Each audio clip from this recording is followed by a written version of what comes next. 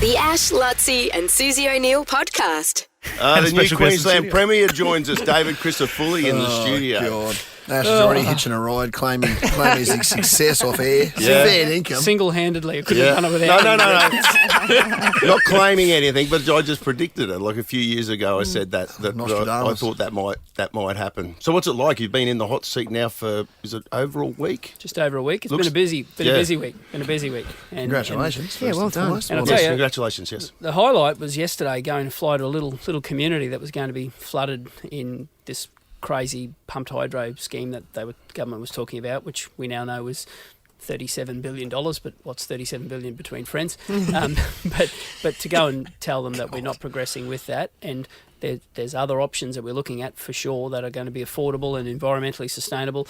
But imagine being a little community and one day you find out via a press conference in Brisbane that your whole life is going to be just turned upside down, and the heartache they've been put through. And I wanted to go and give them the news in person, and it was a really special day to stand in that hall, I can tell you. Is it hard making decisions like that? It's important, and I've got this rule, and that is that the things we said before the election we were going to do, we're going to do them, and the things that we said we wouldn't do, we won't do them. And I want to try and restore people's faith that a commitment actually means something. I reckon that's important, and so that was the first cab off the rank, and I wanted to go and do that personally. It was really special. But look, there's a heap of stuff we need to do. The other thing I said to people, I said if they change government, by the end of the year, we'd have the Making Queensland Safer laws, adult crime, adult time, and we've begun work on that, and that will pass the Parliament this year. We're not going to Christmas with the same youth justice laws. Oh, you'll get that through by the end of the year? No ifs, no buts. I promised that before the election, and it's going to happen. And that means we're going to have to sit till pretty close to Christmas, but that's okay. The show goes on. So what about the Olympics? Like, obviously, Luttsy and Suze, there's plenty of us always passionate about this, and the debacle that we've seen in the lead up to the election. You said you were going to do a 100-day review. When does that start, and who does that? The appointments will be made immediately in the first sitting of Parliament, so that's a couple of weeks away, and then they've got 100 days. So the clock's underway, right? And I want people to feel excitement and enthusiasm and opportunities about the Olympic and Paralympic Games again. Like increasingly people say to me, I just don't want to be embarrassed. Well, that's no way. It's not about not being embarrassed. It's about an opportunity. And if we, you guys have seen it and lived it and breathed it. Not as an athlete for you, but you've he patted my shoulder in case you're wondering. Still been there. But it's a huge opportunity, right? And I want a couple of things. One is we do need world-class venues. That's really important. But it's also about that other infrastructure. It's about connectivity. It's about being able to have world-class transport and having great accessibility that comes with the Paralympic Games. Like if you get that right long term, that can be great for your social way of life, but also economically. People will make a decision where to holiday, where to do business based on accessibility. The Paralympic Games can give that. You can build in disaster resilience when you're upgrading your telecommunications. All that stuff's important, but I also am determined to make sure we have world-class venues. And I can promise you, as I said before the Games, we are not going to spend $1.5 billion putting temporary stands at QSAC. Thank you for crushing that. That's crazy, mate. As you know, that was something that was high on my agenda when that was announced, whenever it was that was going to happen, which would have been absurd within the context of us having the Olympics and Paralympic Games. You've crushed that. I'm really excited about the next 3 months. I hope and urge that we can, within that, Mr. Premier David, keep it open to the point where we don't restrict that.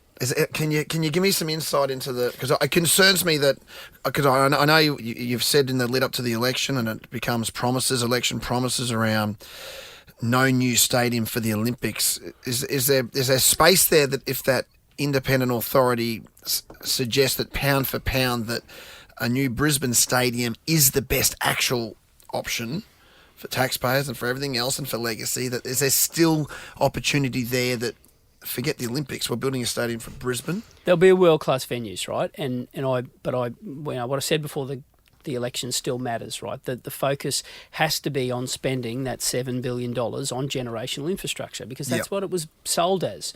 And when we signed up to it, and when the Council of Mayors here were talking about it, they weren't talking about spending $7 billion on stadiums. They were talking about how can we get people to and from the Gold and the sunny coast? How can we make sure that we create a 20-year tourism vision? That was the focus, right? So it has to be. But I can assure you, you will have world-class venues and you will have things that people can be proud of. But no, we're not changing our commitment on that. The focus has to be on generational infrastructure, but we'll also create venues that you can be proud of. I'm very confident of that. So does that put a line through Vic Park then? We said before the election that we wouldn't be embarking on Vic Park, and that remains our position. But I'm very confident that you can have venues that you'll look at and say, wow, that's really good, that's really special, and there's generational infrastructure. And we are going to appoint an independent body within 100 days, and that is what was always supposed to be. And I make this point to your listeners, and people have said to me, I hope we got time. Yes, it would have been great if this had been done over 1,000 days ago. It's now nearly 1,200 days since we won the games. And I've been calling for this for over 1,000 days. So this isn't a new phenomenon. But what people want from me is for me not to spend the next 4 years blaming the former government for everything. I'll point out where there was failures, and the classic example is QSAC. That's a failure. Yep. But I also need to give people hope, right? And within 100 days, you will have a plan that can deliver the world-class facilities and venues and generational infrastructure, and I'm pretty confident Queenslanders will come on the journey.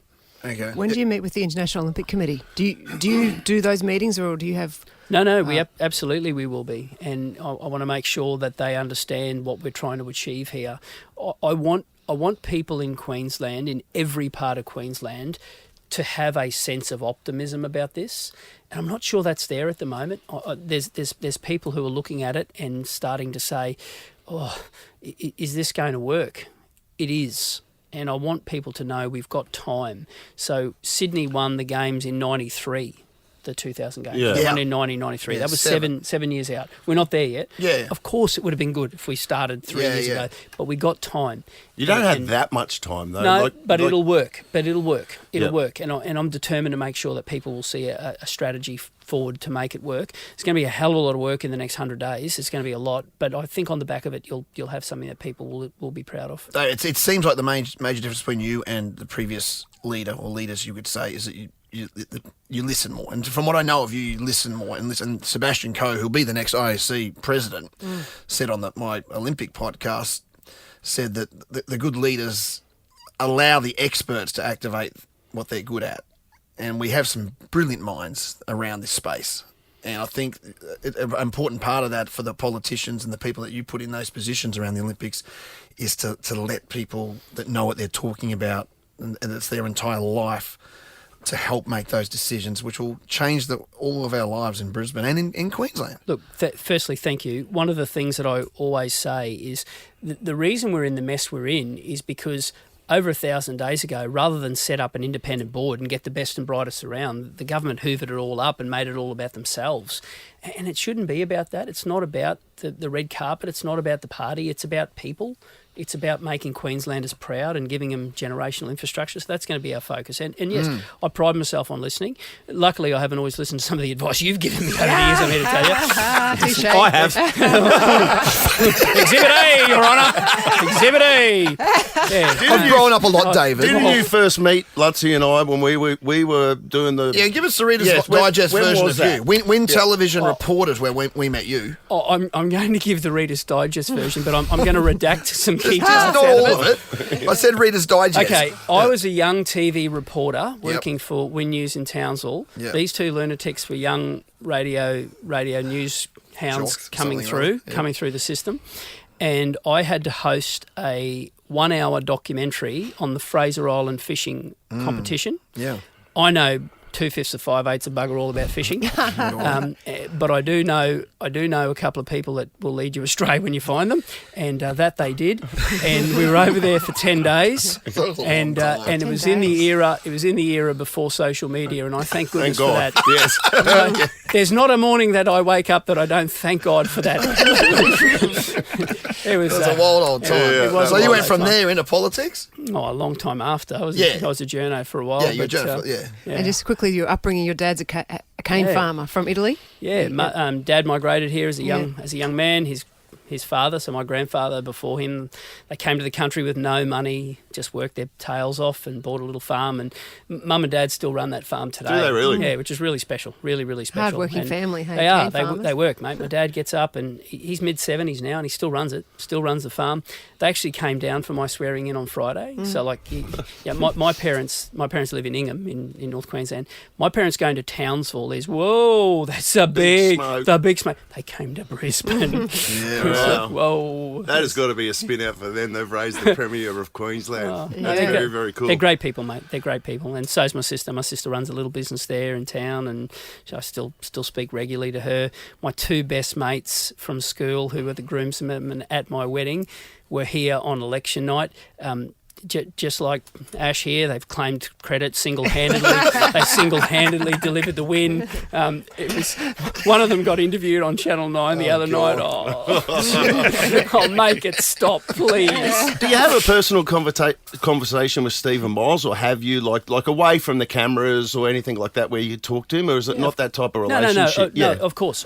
Yeah. There'd be a level of respect there. You got always. Yes. I've never made politics about hatred. I never have, and I'll always. And I reckon that leads to a better democracy. If you can genuinely take umbrage at an issue and arm wrestle on the issue and make it about the issue and not be personal, it's 1,000 times better. And look, elections are brutal, right? And on the other side of the house, there's some really good people who lost their jobs. Yeah. And I spoke on my election night speech about them and about their family. And now I've phoned a couple of them because I really like them as people. Now, of course, I wanted to win those seats. And of course, I'm really glad we have, because I think Queensland needs a fresh start. I think you need a new government. And in order to do that, you have to win seats, right? So that's the contest. No different to sport, right? That you'll be up against. I hate my competitors. Yeah. That's why you're a winner. Yeah. She wouldn't share the podium with anyone. No, yeah. I Love it. But there'll be people No, who you genuinely think's a decent human. And there'll totally. be people Yeah. who you think are just not great, right? Yeah. That's the same in politics. But just because you have different views and different values doesn't mean that as you don't feel for them as a human being. Of course you do, and that's just part of democracy, right? All right. Well, thank you for coming in. We appreciate it. Well, I owed it to you after all you did for me. Yeah. How could he not come in, Ash? Yeah, you've single-handedly, again, as he said, Yeah.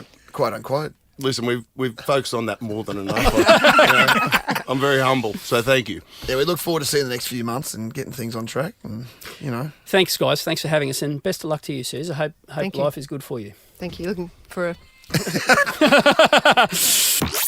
The Ash, Luttsy and Susie O'Neill podcast.